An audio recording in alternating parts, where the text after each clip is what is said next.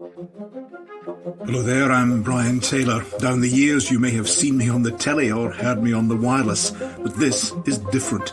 This is the Brian Taylor podcast, brought to you by The Herald.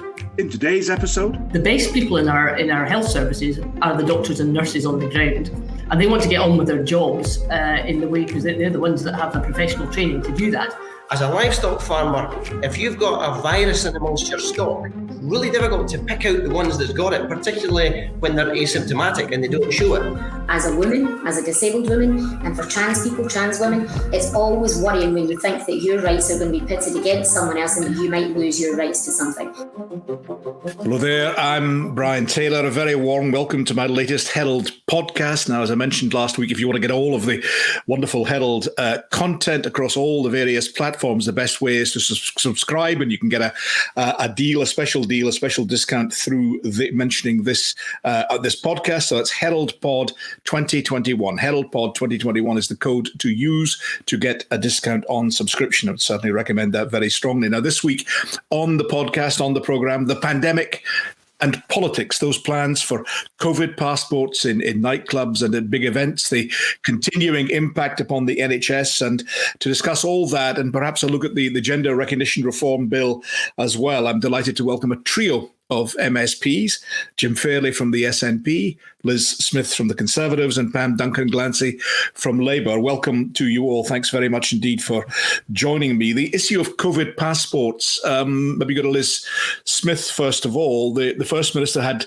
qualms about it, to say the least, but she's now going ahead with it. It's the idea you'd have to show a proof of double vaccination if you're going into a nightclub or to large open events. The Conservatives are giving it a pretty hard time in questions, Liz, to the First Minister, but isn't it happening south of the border under a Conservative government?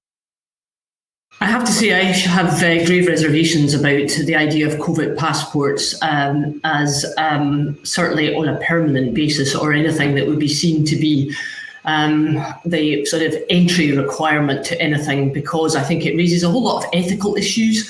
Mm-hmm. And I think I only saw a little bit of the COVID committee this morning when John Swinney was taking questions from different panellists. Mm-hmm. And I do think that some of this has not been thought through. There's lots of questions that were raised about how it would be organised. And I think, mm-hmm. Anybody who's wanting to know that is left in a bit of a quandary. So I have lots of issues. But the other thing I would say, Brian, is that when it comes, and I speak with a bit of personal experience on this, when it comes to travelling abroad, what I do not have an issue with is that if you were to have proof of a vaccine for travelling abroad. I can remember in 1995, I think it was, when I went to the Himalayas, I had to have a piece of paper for the month that I was away saying I'd had a yellow fever inoculation. I think that's something that can be considered, but I have grave reservations about the rest. Well, but you say you've got reservations, but John Swinney didn't say permanent. He just said he couldn't, nobody could set a particular timetable upon it. And Downing Street have said in the last couple of days that the Prime Minister intends pretty well exactly this to happen south of the border. So I cannot understand the consistency of the Conservative approach there. Well, I don't think there is a problem at all, Brian. I think this is about understanding what is actually being proposed and ensuring, if you were to introduce it, and as I say, I have very grave concerns, and certainly my mailbag over the last 24 hours. I can believe it, yeah. I have to tell you, the vast majority of people have been very against this because they have fears about discrimination. They have fears that some people really wouldn't be able to understand what it was that they were supposed to be doing if they wanted to, attend a nightclub or a big football match and things. And until that detail was provided, then I don't think we would be in a position to make a judgment about it. Okay, so Pam Duncan-Glancy, what do you make of the proposals as they stand from the First Minister and the Scottish Government?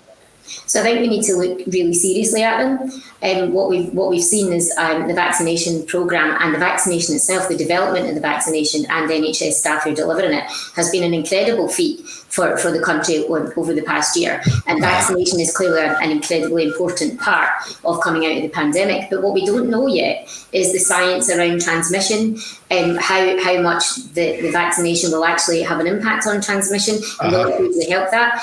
We also don't necessarily know how the government plans to implement this in detail. So I think there's something like 3 million COVID passports would need to be created over the next week. I just don't know how the government's going to do that. And I know that the staff that they might be relying on to do it are absolutely burst at the seams. And actually, in addition to that, if I can just say, I'm not actually sure that it'll help encourage vaccination either, because what a few academics are saying now is that once you make something compulsory like that, you actually harden the people who were maybe on the fence getting a vaccination. They think, well, I won't. And in actual fact, when you make it compulsory to enter some situations with a vaccine passport, those people tend to pull out. So what you do then have is the effects of, yes, maximum uptake happening faster, but that maximum itself becomes lower. And so that's quite important for us to realise that. I also am seriously concerned about the inequalities in it.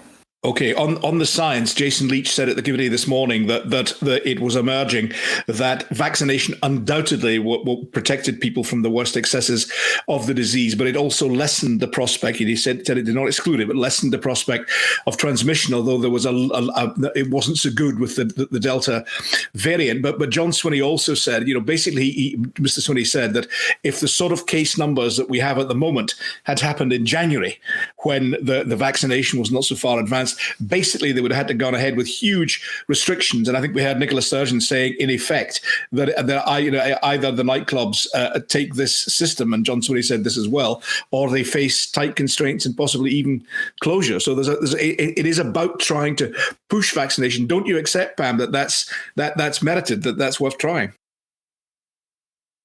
Well, vaccination and increasing uptake on the vaccination is really, really important. I think everyone should, when they're offered, take the vaccine because of exactly what you've just said about the benefits of doing it. My concern is that in making it compulsory to get into certain circumstances, I'm a bit unclear about why those specific circumstances and not others as well. So I think the First Minister and the government will need to think about that. But it's not that getting a vaccine's not important. Of course it is, and telling people or asking people to get it when they're asked is what we should be doing. The problem is the people who were unsure about getting the vaccination aren't encouraged to do so with making it compulsory to get in somewhere. And so we might actually be pushing people further away. I take your point. Jim Fairlie, Jim Fairlie, first of all, I'll come to you in a second, Liz. Jim Fairlie. Well, there's a lot of stuff to unpick here, Brian. I was actually on the COVID Recovery Committee myself. You were indeed, yeah. And it was, I absolutely concur with both what Liz and Pam are saying, in that my own email bag last night was absolutely chock-a-full of people absolutely furious that this is being imposed. But it hasn't been imposed yet. The Parliament will decide whether or not we actually go ahead with this, and the plans will be brought to the Parliament next week to be debated. What John Swinney also said this morning was that he's met with 150 business leaders already, and he started to outline how they're going to put this in place. And Mother Fraser raised some very valid points this morning, saying, how is this going to work? Where is it coming from? And the government are working with industry right now in order to be able to put the process in place and make it effective. Because at the end of the day, we've got to try and take the politics out of this particular issue, because it's a global pandemic. Every single one of us is in danger from it. And we've got to get the politics out of it. And Jim, I didn't hear either Liz or Pam mention politics. I heard them mention pragmatic problems and wanting the detail. Bear with me. I was about to say, and I commend my fellow committee members this morning for looking for practical answers to what it is that is going to be a big issue. But the point that Liz made earlier on about the permanency of it, it was actually myself that asked the Deputy First Minister that question, because everybody has got concerns about their civil liberties being imposed upon and all the rest of it. But the reality is, if we don't get this endemic problem, which it now is, I asked Jason Leach that question this morning, are we now looking at a community, we're suppressing it as much as we can, but we're living with it, so therefore it's endemic. So are we looking at a permanent COVID passport being used? Now, the government can't give an answer to that, because we don't know how long this virus is going to be circulating, or how long it's going to be as dangerous as it is. What he also pointed out is, that the Delta variant is incredibly difficult to control. Yeah. Resistant to control. I was also sitting in the COVID Recovery Committee last week, and Debbie Schrader was one of the witnesses, and she said, you could now be walking past someone. That's how quickly you can get infected with this disease. So we've got to get it under control. But we don't want to shut down the economy. We don't want to shut down people's natural way of living, civil liberties. Thanks, Jim. I'll come back to you in a minute. Liz Smith, you were keen to come in. Yeah, I don't disagree with quite a lot of what Jim's saying there. I mean, I think the issues are, particularly if I read the public mood correctly, I think there are a huge number of people who are very concerned about this coming down. And you're quite right, Jim, it has to be voted on yet, and we're being implored upon not to vote for it because it's seen to be an infringement of human rights, all sorts of different things. But what I'm concerned about, certainly from the discussions that took place that I managed to hear this morning, is that there are inconsistencies in this. For example, I've had somebody come in to me just a little while ago saying that, they've had vaccinations in England. That's not being transferred into Scotland. And how do they sort of make the two systems compatible? What would they do? Didn't the First Minister promise to try and iron out these anomalies? Another one, she did in an answer to my colleague Douglas Lumsden, I think it was, who asked it. I think he's been part of a trial. Yeah. And because of being part of that trial, and I think there's quite a lot of people who are in part of a trial, he's not been able to get his certificate and the QR code that goes with it. So I think it's the practicalities of it as well. But underlying all this, Brian, I think there are some serious ethical issues. Pam mentioned about some of the equalities issues. And, I think that's what we need to deal with if we're going to answer this sensibly and allay an awful lot of the public mood. So that's why at the moment I have grave concerns about a vaccine passport system. Pam, do you see it going ahead, or do you see it being blocked, or do you see the Greens, for example, demanding assurances? Because of course, at least partly in government, they have two ministers. The Greens demanding assurances, you're demanding assurances. Everyone's looking for assurances. Do you see this going ahead next week, or do you see it being thwarted? I think it will really depend on whether the government are genuinely serious about addressing some of the concerns that we've raised, and as you put it, Brian, and some of the pragmatic concerns that we've raised. I also think that we need to, and nobody wants a politician to come into something like a pandemic or public health and make it about politics, because people find that really difficult. But I also don't think that we can avoid the issue of some of the decisions that need to be taken in order to help us through this are political decisions. So it's about, what are you going to put your money into? What are you going to spend your time on? And I just wonder if we should be really seriously focusing on test and protect as a system, as something that is there and able to identify contacts when they're made and people who have the virus and quickly suppress it and ask people to isolate. And I think if we could get that much in a much stronger position, because we know that they're only reaching about between 43 and 46% of contacts. So if we could get that work functioning properly, then you've got the burden of responsibility there becomes on the systems around us rather than individuals. And I think that's actually quite important. I also think that we need to ask serious questions about whether or not people in different groups and in different areas are going to be affected by the COVID vaccine. We know that a lot of people have been able to access the vaccine, but some people still haven't. And I was really pleased to hear that there will be exemptions, and that's, if this does go ahead, then that's a sensible approach, because we need to have that. It's important that we don't fall into the trap where we actually then get in a situation where we're deepening further health inequalities that exist as well. I understand that. I understand that. I hear what you say about test and protect. But if the vaccination is seen to be ultimately the solution, it's not going to completely eliminate the virus that is now being accepted explicitly by John Swinny at the committee this morning, and what I thought was quite a remarkable statement as well. The effort now was to turn it from a pandemic into an endemic approach, as Jason Leach described. But if the vaccination is the approach, and in the 18 to 40 group there is resistance, or there are a substantial number who are not taking the vaccine, isn't it incumbent upon the Scottish Government to do everything they can to push the vaccine while perhaps pursuing the other areas like test and protect as well? Absolutely, and I will obviously, I hope it's obvious to others to see that I would support the government in all that they do to increase uptake of the vaccine. It's an incredible feat of medical and science in our time. It's probably one of the most important ones of our time. But I don't think you do that by saying to people, you can only get into this situation or be in this place if you get vaccinated. And in fact, what I started earlier on talking about the fact that it actually pushes skeptics further away from being likely to take the vaccination. I understand so that. if the aim is to get vaccine uptake increased, then we need to have more mobile vaccination centres. We need to go to where people are and offer them the vaccines. But Jim Fairlie, you were anxious to come in. There are three things that I want to pick up here, Brian. What Pam has just said is, I take on board the value of what she's saying in terms of test and protect. But if we're also talking about people who are resistant to getting the vaccine, are they going to get themselves tested? Are they going to choose to get themselves tested? Now, please don't take this as a crass analogy. As a livestock farmer, if you've got a virus in amongst your stock, it's really difficult to pick out the ones that's got it, particularly when they're asymptomatic and they don't show it. So if people aren't prepared to get vaccinated, are they going to be prepared to get tested? If they're not prepared to get tested, they could be asymptomatic and still moving about in the community. And the age group that we're talking about, that 18 to 40, and I raised this point in the committee this morning as well, perhaps we should be better at messaging. We've possibly not gotten enough information out there to encourage young people. Because one of the other things that Jason Leach talked about this morning was the ability of the vaccine to be able to prevent young people getting long COVID. And that to me is a really fundamental thing.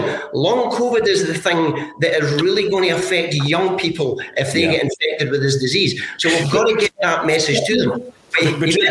I'll bring you in a second. But Jim, can I just come back on one of the points that Jim very briefly, if you would, please. If someone's sceptical to the vaccine, are they possibly also unlikely to get tested? I'm not sure that I think that's the case. I think most people want to do the right thing. And so people will say, I don't necessarily believe that I want to take the vaccination, but I don't think that they then think I don't want to test myself in case I'm infectious. I think those are two very different arguments. So I'm not sure that I would agree that because they don't want the vaccine, they'll also not get tested. Jim, can you explain to me the pragmatism of this? You know, it's midnight in Suckyhall Street or Lothian Road or wherever, and a guy is deciding whether to admit some people into a nightclub. Is he really going to say, "Show me your vaccination papers" or "Show me your online vaccination"? Or if you're standing outside a potentially huge crowd going into one of the football grounds that would fall under the ambit of this, that's going to be a tough call. And is it not a very, very tough ask indeed to start demanding the production of papers before they get admitted? Well, first thing, my understanding is it won't be papers. It'll be a QR. No, it'll be online, or a phone. And Brian, I absolutely get it. This is not easy. It's difficult. It's a really hard position that every one of us are in. And we have to hope that people take that societal view, I'm going to do my bit. So, okay, Pam, I'll take your argument that perhaps people will get tested, but they may not necessarily want the vaccine. But there's three. The point I was going to make is that I see three people who are resistant to the vaccine. There are those who are genuinely concerned about what the possible after effects are. There are those who believe there's a conspiracy theory. And I don't say that lightly. A lot of the evidence that we've been listening to in the committee that I'm on is about this misinformation that's going through, particularly through social media. So there are that element. And there are also the young ones, and I made this point in the committee this morning as well. If you're 18, you think you're invincible. If you're 18, there's nothing's going to touch you. So why bother? It doesn't bother me. It's not my problem. You've got a different perspective at 18 and 19 than you have when you're 51 and 52. And Jason Leach made that point very clearly to me this morning. My voice, 18-year-old, isn't going to work. So they've been doing a good marketing campaign to the young people on TikTok and on the social media. So I get that this is hard. I get that it's difficult. But I also think that we do this or it's going to be worse.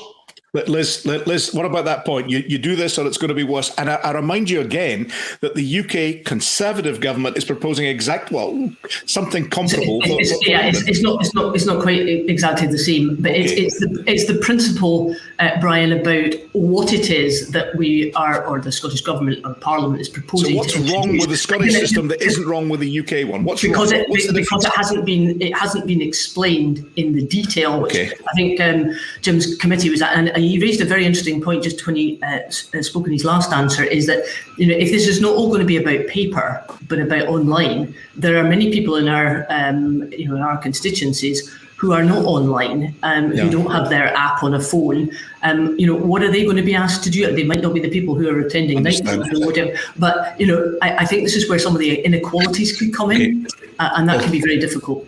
Okay, a good discussion, folks. I'm going to move us on to a topic that arises again from this hideous plague, this dreadful pandemic, and that's the question of health waiting lists, the impact upon the NHS while it's trying to cope with the pandemic. It's the numbers who are waiting for other forms of treatment are rising. Pam Duncan-Glancy, that's something that Labour pursued at questions to the First Minister, isn't it?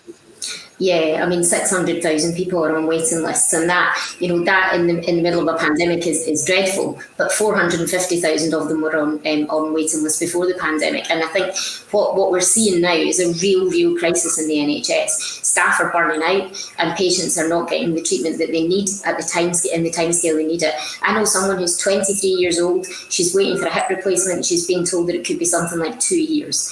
There was someone suggested a few weeks ago to me that it could take anything up to 5 years plus an additional 120% capacity in the system to get back to orthopaedic operations in the way that we were before. And I know we've heard a lot during the pandemic about not putting pressure and overwhelming the NHS, and that's of course really important. Before I was elected, I worked in the NHS, and I saw the hard work that all the staff who worked there were doing day in, day out. They are shattered, but the NHS was crumbling before it. We were in a situation where waiting lists were, as I said, 450,000 people were on waiting lists. We still had a situation where nurses felt they weren't getting a good pay deal, and the numbers of people waiting for cancer support was just increasing, and targets were being missed. So we really need to look at our NHS, and the point at which we tip the NHS into overcapacity changes on the basis of how much capacity it has in the first place, and that's what I think we should be now asking questions of the government. Okay, Jim Fairlie. Yeah, listen, the NHS is under immense strain, and we're well aware of that. And I'd say we all do it, and it sometimes may come across as a platitude. It's certainly not. The NHS staff have to be absolutely thanked from the bottom of their hearts. The waiting list that Pam Duncan-Glancy is talking about there prior to the COVID pandemic, what we also have to remember is, and this is what First Minister said in First Minister's questions today. Parliament, yeah. We've set a much higher bar for what the waiting list target should be, but there's a changing demographic in Scotland across the entire world, because we're living longer, which is a great thing. With age comes problems, as I physically know myself. That's not new, Jim. That's not new. We've been talking about an age. We're living a lot longer. We're living a lot longer, and we're developing far more chronic diseases as we get older. We have an aging population. We are living far longer and expected to work far longer as well. But we're still in the middle of a global pandemic. The waiting list, I've got things I need to go and see the hospital about myself. My dad's in exactly the same position. It's hard. It's a difficult time. And the Scottish Government are doing everything that they possibly can. They're putting the maximum amount of investment that has ever been put into the NHS. We've given the biggest pay rise the NHS has ever had since devolution. We are working incredibly hard to try and ease the burden so that we don't have people who are already under enormous strain getting put under more strain. The investment in the elective surgeries that are being rolled out across the country will be huge in terms of what they're going to do to help in the NHS. But there's absolutely no denying that there are huge challenges ahead of us, and it's been exacerbated enormously by the fact that we're still not out of this pandemic. Okay, just say to the audience, if you want to put in questions or points on this, we'll be discussing gender recognition in a wee while as well, looking for your points on that. But meanwhile, I'll bring in Liz Smith. Liz, what do you make about this? I mean, the point made by Labour was that the Nicola Sturgeon herself described waiting lists of 83,000 in 2003 as being humiliation for the then government, Labour, Liberal, Democrat. The figure, of course, now being rather higher than that. Yeah, well, I completely agree with what Pam said about it. The waiting list scenario was there before COVID, and it is disgraceful. No shortage of concern over that. It has been exacerbated. There are people who are now very anxious about attending an appointment in a hospital, or some people have put it off because they just don't want to go. What I'm really concerned about, Brian, is the mental health issue as well. Okay.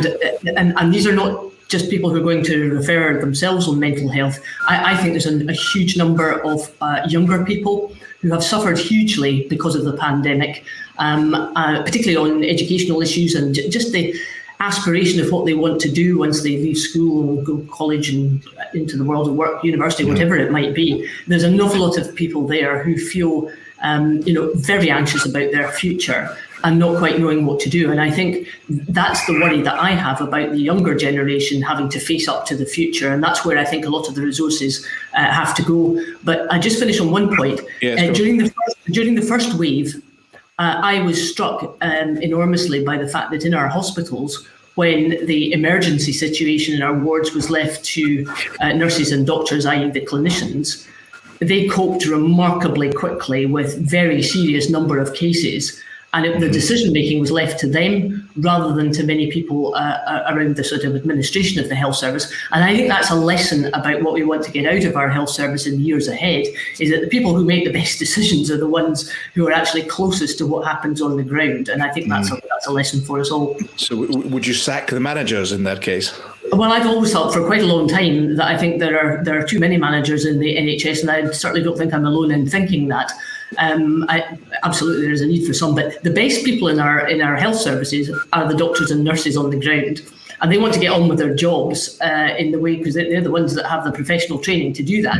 And I was very struck, and I based my comments on places like PRI, about the Victoria Hospital in Kirkcaldy, where I felt that the decision making at a critical time when ambulances were queuing up with very seriously ill patients. That was impressive that they managed to cope with that. Pam, how do we get a way out of this? Because some would say that you can spend endless resources upon the NHS and basically it expands to the demand available. I think you need to work with patients and you need to work with the people who are working in the service. I don't think it is enough just to give people, for example, a £500 thank you payment. I also don't actually think, and I take Jim's point about the investment and the additional pay increase, but actually you're still seeing a situation where nurses and doctors and other staff across the NHS are working their fingernails to the bone. They're absolutely shattered. And the COVID recovery, the NHS recovery plan to help bring us out of this and bring them out of it has been described by them as woeful and completely inadequate and unrealistic. Nicola Sturgeon says in response to that recovery plan is substantial, was worked on for months. She also says there's a pay rise being offered to nursing staff in Scotland that is above anything being offered elsewhere. And she also says that the Scottish Government are preparing to implement a national care plan that might hopefully relieve some of the burden upon the NHS by addressing the care question. Yeah, and that will remain to be seen. And the First Minister always talks about how good her plans and strategies are, but actually putting them into action is where it all falls down, and that's why this government are consistently missing targets, including in the NHS. The relationship between the NHS and the National Care Service is really, really important, actually. So you've got a really good point there. And in actual fact, I think we need to look seriously at the way that we value people who work in the care sector and the same way that people who work in the NHS. So, for example, that's why we have been campaigning for, and the GMB and other trade unions are really focusing on the £15 an hour for carers. And we heard this week in Parliament that we're not sure if that's actually going to be something that the government and the Greens are going to stick to. That's really important. The other thing about the National Care Service that's going to be one to watch, I'd say, is around how it treats unpaid carers. During the pandemic, we heard this morning, I had my first Social Security Committee meeting where I was able to ask the Minister questions, and I can't tell you how long I've waited for that opportunity, Brian. And I took the most of it as I did my best there. But one of the things that we heard this morning is that carers, unpaid carers, have been working absolute round the clock. 77% of them said they've not had a break in the last year. And the NHS recovery plan doesn't actually address the needs that they have. And I think if we don't get the National Care Service right, then we're just going to be relying more and more on unpaid carers who are going to be more and more run into the ground. And the final point on the National Care Service, and then I'll stop. Briefly, if you would, is that we also need to make sure that it is free at the point of delivery, because it is pushing people into poverty. And thousands of disabled and older people who use care services are ending up in debt and are having to pay thousands of pounds to get out of it. And that's despite the fact that the Scottish Government say that personal care is free at the point of delivery for everyone. And so we're still seeing people with bills of thousands of pounds and more. Thanks for that, Pam. Jim Fairlie, final one before we move on to gender recognition. Do you see those figures, those waiting list figures, which you would accept are dreadful, and the First Minister accepts are unacceptable? Do you see those being brought down at any point soon? Presumably it's dependent upon the progress on the pandemic. Well, you've literally just hit the nail on the head, Brian. Again, I come back to my experience as a livestock farmer. This disease isn't going to tell us what it's going to do next. It's not going to give us a roadmap of where it's going to go. We've no idea how this thing's going to react. We don't know what the next variant is going to be. We simply don't know, because the virus will decide how it's going to behave. But I would like to come back to a point that Liz made, that the people on the ground working made fantastic decisions. The one thing I would say that might come out positive of the pandemic is that it allows us to have a complete review of everything that we've been doing. Because there are stuff that is happening. I mentioned this in the chamber during the week. The way local groups and communities pool together and work together to make things happen without some of the levels of bureaucracy that they would have to go through in order to get things done has been fantastic. Groups that Liz will be well aware of, Letham for All, Northmuirton Net, the Tulloch Net, those community groups worked together, pulled together and did things. And that social cohesion, that social coming together has been a positive, and it's something that we should really try and tap into.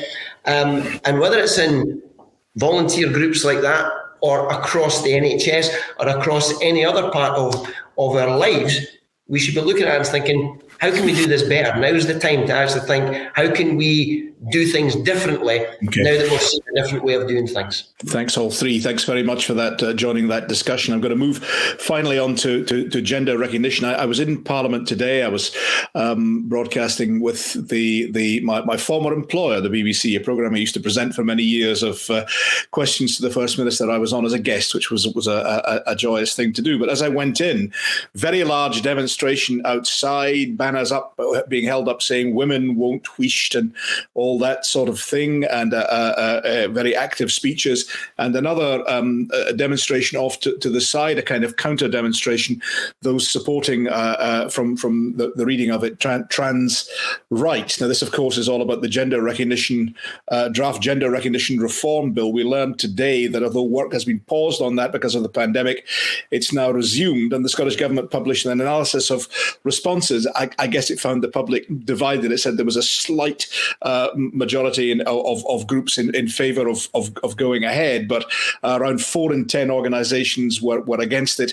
1 in 10 either didn't take a view or the view was not clear. So, and the one that I noted was that they said that it found that the most respondents held strong views in favour or against plans for legal gender recognition reform. Well, those strong views were very, very much to the fore in those demonstrations outside. Liz Smith, remind us what this is all about. What is the bill involving, and why is there such concern from sections of the populace? Well, can I first of all begin by saying that I think everybody should be whoever they want to be. I think that's a critical human right, and that's fundamental to the way that we live in modern society.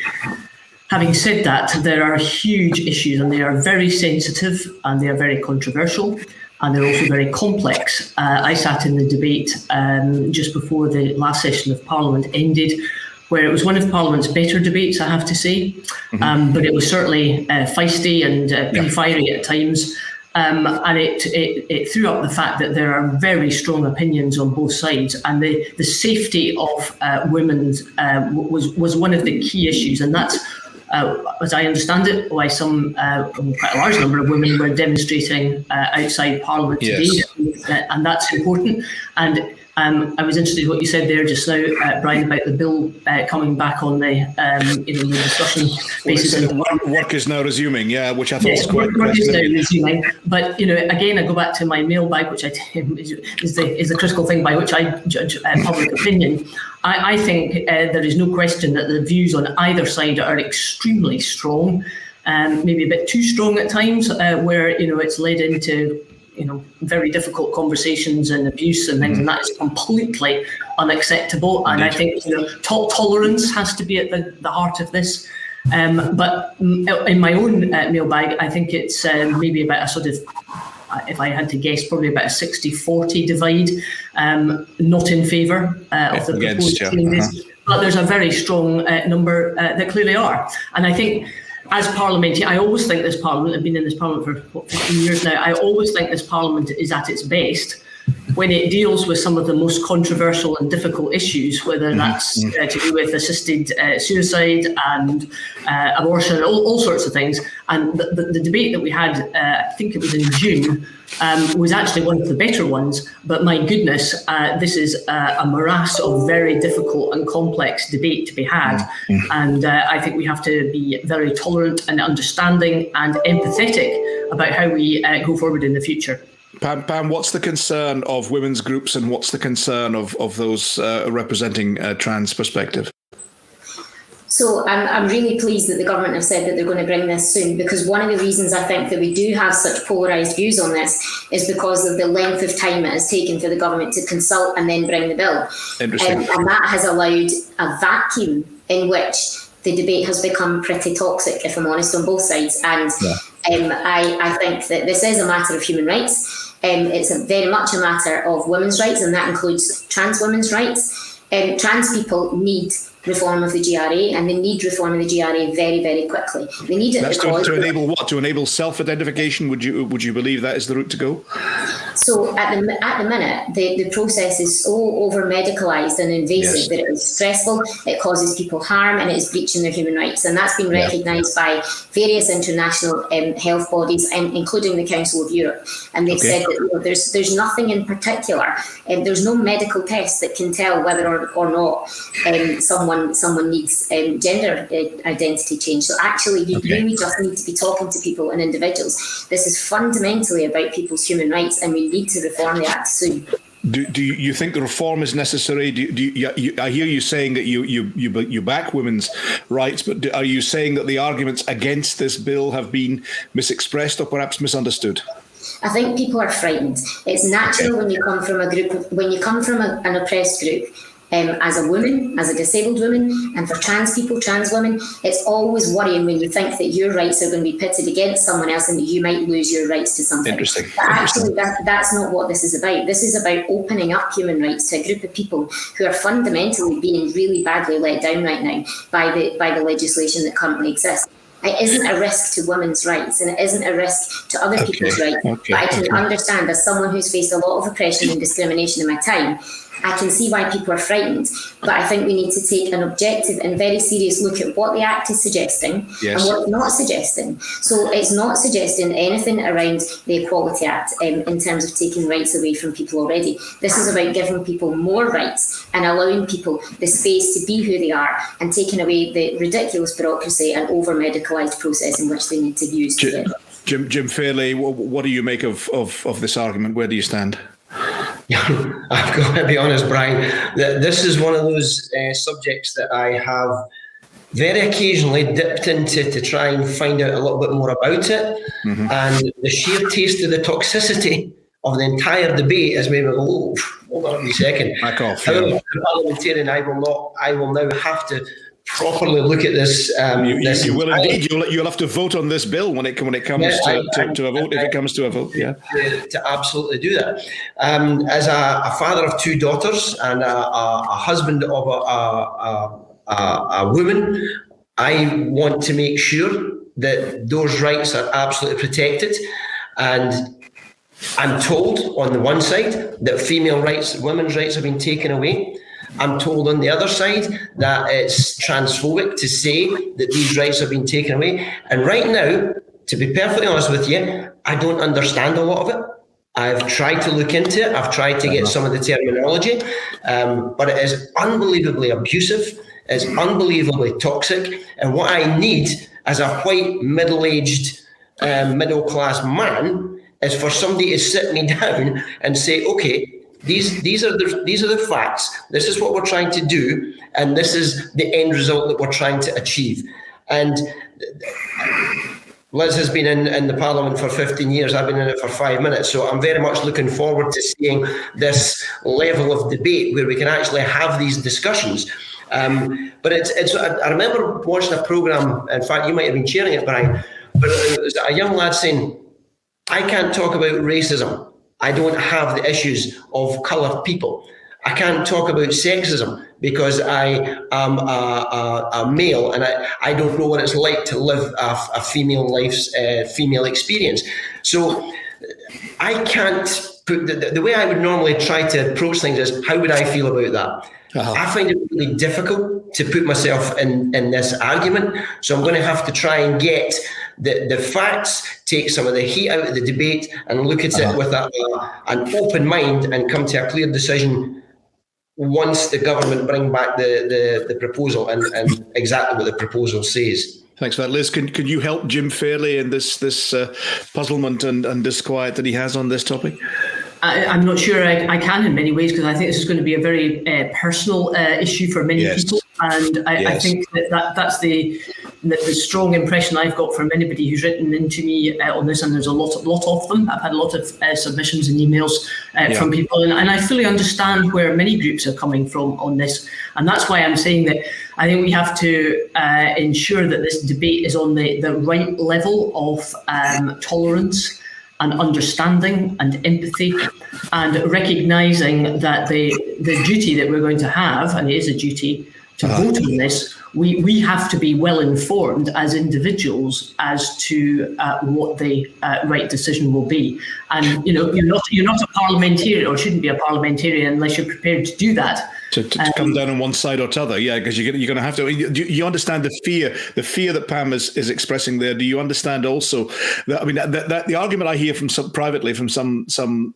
supporters of change is that in 10 years' time this change will have been made and folk will wonder what all the fuss was about. In other words, they will say that this was a wrong that needed to be righted. The argument I hear from the other side is that those who advocate trans rights are not understanding the concerns and anxieties that there are among women's organisations.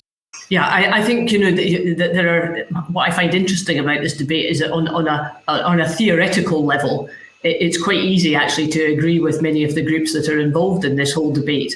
When it comes to in practice, and if you give people more rights, do you actually end up taking away some rights? And that's where I think, for me, as I stand just now, I'm interested, and I do have concerns about. So to be clear, Liz, right now, you would be opposed to the bill. You'd be opposed to the changes. I'm nervous. I'll be quite honest. I'm nervous about this bill. Very nervous about this bill. But as always, I have a parliamentary duty to listen to all the evidence, which is what I will do.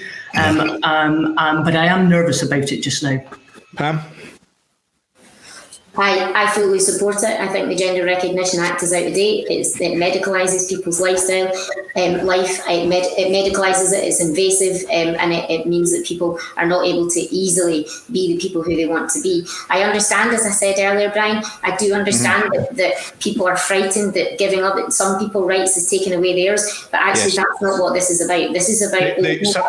I had the demo, and some of them were expressing it was almost as if space was being taken away. Space was their space, their private space as a woman was being invaded to some extent. I stress that's the argument I heard made at the demonstration by some speakers.